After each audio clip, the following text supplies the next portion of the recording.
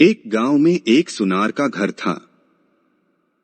उस सुनार का काम बहुत अच्छा चलता था।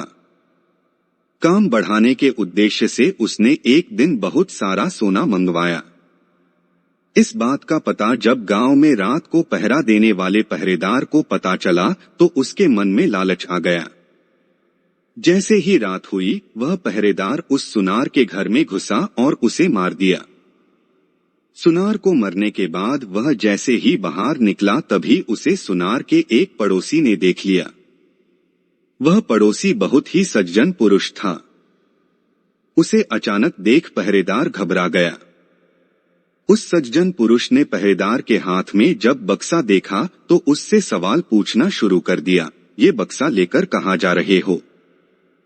श श श शोर मत मचाओ, देखो इसमें से थोड़ा सोना तुम ले लो।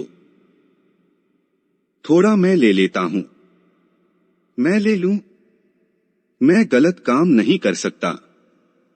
यह सुन पहरेदार ने उसे डराने के लहजे में उससे कहा, देख मेरी बात मान जा, नहीं तो बहुत बुरा होगा। फिर मुझे दोष मत देना। धमकी देने पर भी जब वह सज्जन पुरुष न माना तो उस पहरेदार ने जोर जोर से चिल्लाना शुरू कर दिया।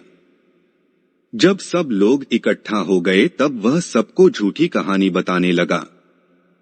ये आदमी सुनार के घर से यह बक्सा लेकर आ रहा है। मैंने इसे पकड़ लिया। जब सब लोगों ने सुनार के घर जाकर देखा तो सुनार मरा पड़ा था। पुलिस को बुलाया गया और पुलिस उस निर्दोष व्यक्ति सुनार के कत्ल के इल्जाम में पकड़ कर ले गई। मामला कोर्ट पहुंचा। उस आदमी ने जज के सामने बहुत कोशिश की कि खुद को निर्दोष साबित कर सके, लेकिन सारे सबूत और गवाह उसके खिलाफ थे। जैसे ही उसको फांसी की सजा हुई वैसे ही उसके मुंह से निकला, भगवान के दरबार में कोई न्याय नहीं है। जिसने मारा है उसे कोई सजा नहीं और जिसने कुछ किया भी नहीं उसे फांसी की सजा मिल गई। जज को उसके इन शब्दों से लगा कहीं उन्होंने फैसले में कोई गलती तो नहीं कर दी। जज ने सच का पता लगाने के लिए एक योजना बनाई। अगली सुबह एक आदमी रोता रोता जज के पास आया और बोला, सरकार हमारे भाई की हत्या हो गई है, इसकी जांच होनी चाहिए। उस समय जज ने फांसी की सजा मिले व्यक्ति और उस पहरेदार को उस मरे हुए व्यक्ति की लाश उठाकर लाने को कहा। जब दोनों दिए गए पते पर पहुंचे तो देखे कि खून से लथपथ लाश चारपाई के ऊपर पड़ी है और उस पर चादर डाली गई है। दोनों ने उस चारपाई को उठाया और चलने लगे। रास्ते में उस पहरेदार ने उस फांसी की सजा मिले व्यक्ति को कहा, अगर तुमने उस रात मेरा कहा मान लिया होता तो तुम्हें फांसी की सजा भी न होती और सोना मिलता सो अलग। इस पर उस व्यक्ति ने जवाब दिया, मैंने तो सच का साथ दिया था, फिर भी मुझे फांसी हो गई। भगवान ने न्याय नहीं दिलाया मुझे।